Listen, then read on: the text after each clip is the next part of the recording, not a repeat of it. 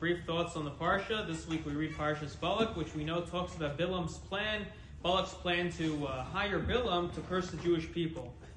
And it's interesting, we know from the previous Parshas, we've had so many calamities in the Jewish people.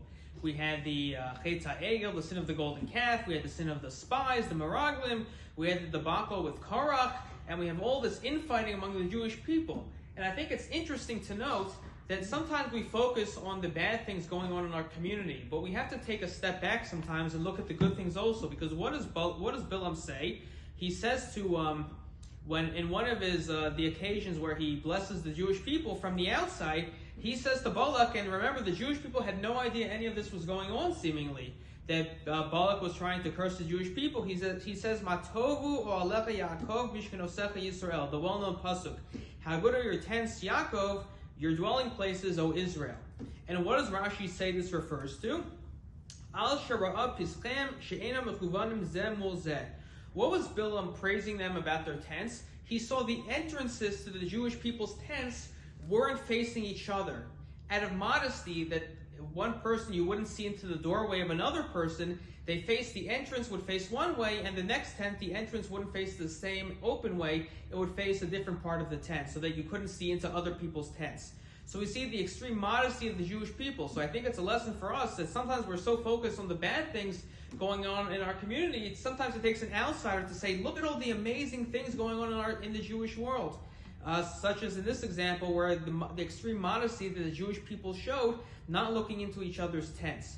And it's interesting, what is Bilam's advice? According to Chazal, the Gemara Sanhedrin, which Rashi quotes, at the end of the Parsha, it says that the Jewish men started engaging with relations with the woman of Moab. They started engaging in sexual morality. And so Chazal say that Bilam advised Balak that the Jewish people's God hates immorality, so have them engage in immodest behavior. And I think that's exactly why Bilam advised this, because he saw the extreme modesty of the Jewish people, so he was trying to undo that modesty in the manner in which he blessed them. So even though he blessed them with this, he tried to use his advice to undo that.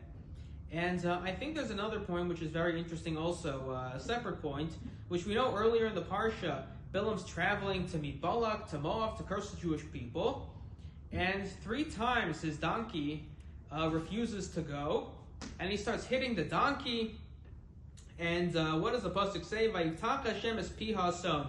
God opened the mouth of the donkey, and he said, what have I done to you that you've struck me these 3 times?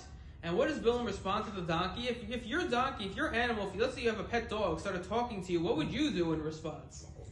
You would jump out of your seat. You wouldn't know what's going on. But he says, it's because you bothered me. If I had a sword in my hand, I would have killed you.